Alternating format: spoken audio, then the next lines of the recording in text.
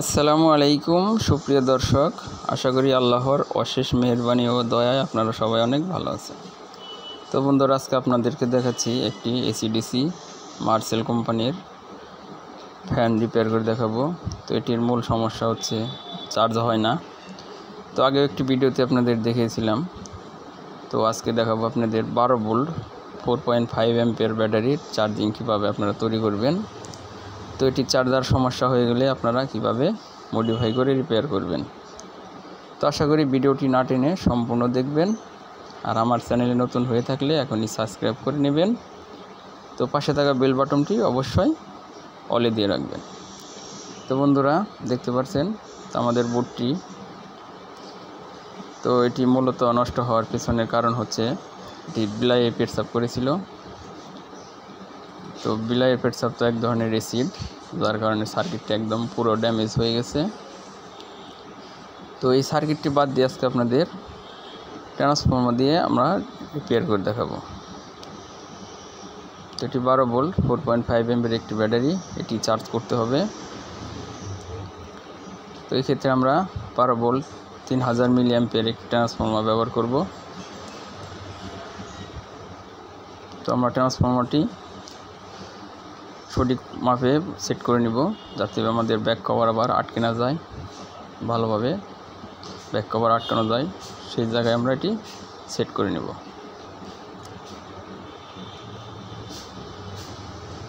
তো আমরা ব্যাক কভারের সাথে ট্রান্সফর্মারটি স্ক্রু দিয়ে আটকে নিলাম। তখন আমরা AC কানেকশন করে দেব, সোল্ডারিং করে নিলাম। তো ভালোভাবে টিপিং করে দিতে হবে।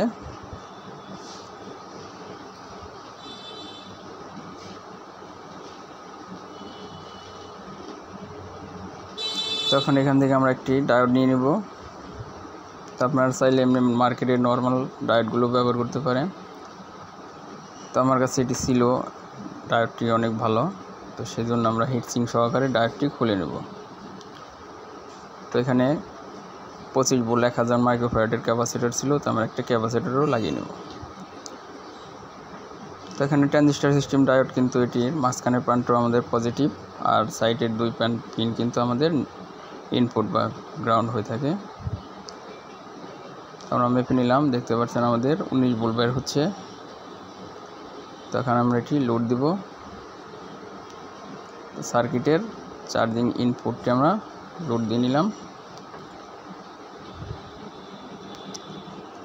তো আমরা এখন ডায়োডটি সেট করে নেব।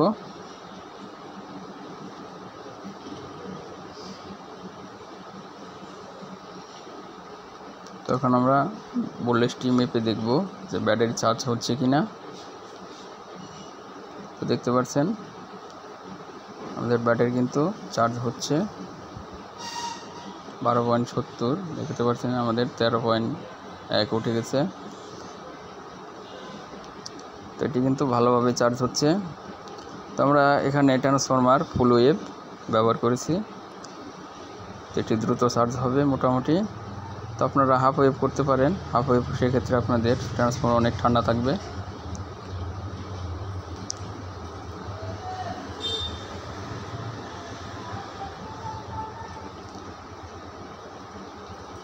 তো আমরা এখন সেটিং করে নেব।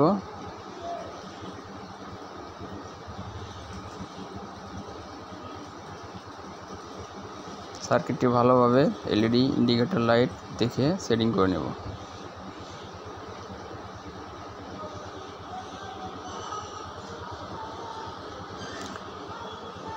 তো সার্কিটটি আমরা পাওয়ার সাপ্লাই সার্কিটটি চেষ্টা করে দেখেছি, কিন্তু কাজ হয়নি, যার কারণে আমাদের ট্রান্সফর্মার দিয়ে করতে হলো। তো আমরা এখন ব্যাক কভারটি লাগিয়ে নিব।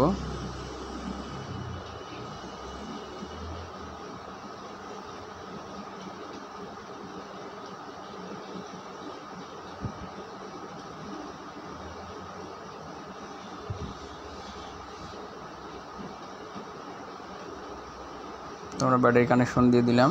তো এখন ব্যাটারি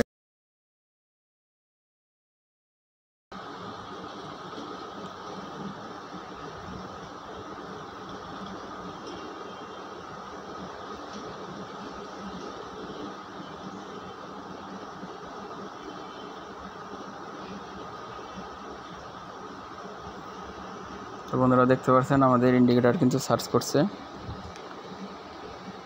আমাদের কাজটি মোটামুটি কমপ্লিট।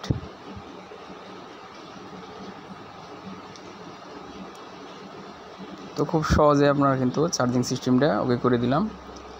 তো বন্ধুরা ভিডিও ভালো লাগলে অবশ্যই একটি লাইক করে দিবেন।